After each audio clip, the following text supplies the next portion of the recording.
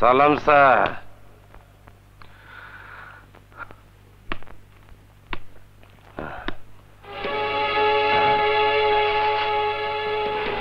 মদ খেয়ে ডিউটিতে এসেছো? প্রতিদিন খাই। আপনি আজকে জানলেন? তোর নাম কি? হাওলাদার কদম আলী স্যার। কাল থেকে যদি মদ খেয়ে ডিউটিতে আসিস তাহলে সাসপেন্ড করে দেব। কাল কেন স্যার? করতে যদি হয় আইজি এক্ষুনি করে। মদ না খাইলে আমার হাত পা মাথা কিছুই কাম করে না স্যার। বড় সাহসের সহিত সত্য কথা বলছিস তুই? সত্য কথা বলার অধিকার সবার আছে স্যার। কি আছে? কি আছে এই চাকরিতে? যে টাকা বেতন পাই তা দিয়ে সংসারের এক বেলা চুলা চলে না। বাড়ি গেলে সংসারের অভাব নিয়ে বউ খালি ঝগড়া করে। এইসব আর ভালো লাগে না স্যার, ভালো লাগে না। তাই মদ খেয়ে সব ভুলে থাকি। স্যার, আপনি আইসা সবার ঘুষ খাওয়া বন্ধ করে দিছেন, কিন্তু আমি বন্ধ করি নাই। আমি ঘুষ খাই, আগেও খাইছি, এখনো খাই, ভবিষ্যতেও খাবো। পারলে আমার সাসপেন্ড করে দেন। আমি গিয়া সন্ত্রাসী দলে যোগ দেবো।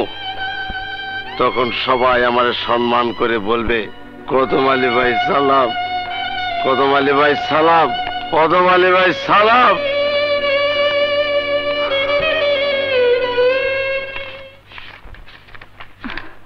এ কি 1000 টাকা কম কেন?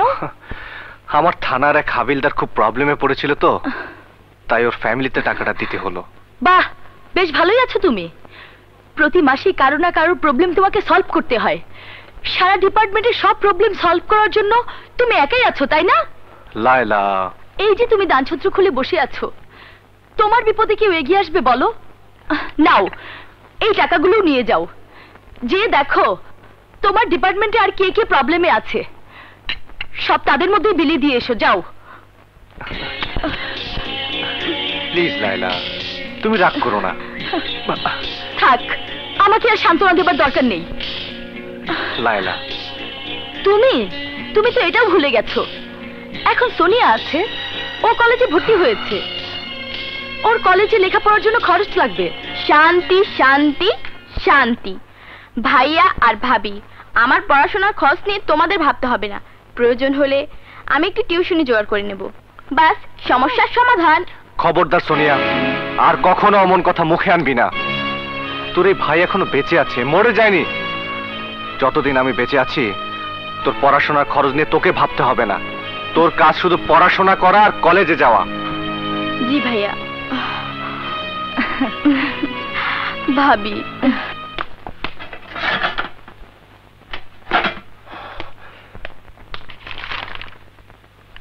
ভেতরে আসবো স্যার? এসো।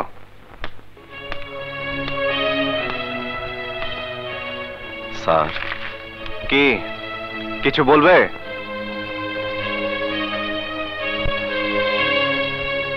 কি আজকেও মদ খেয়ে এসেছো নাকি?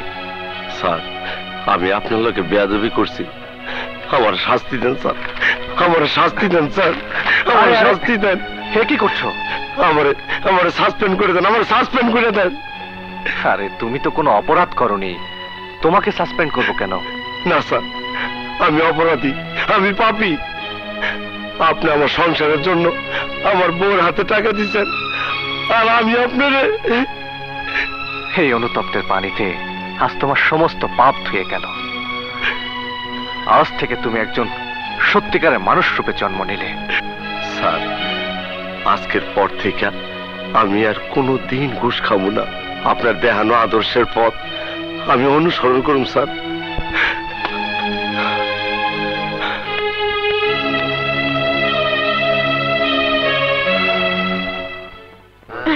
তারপর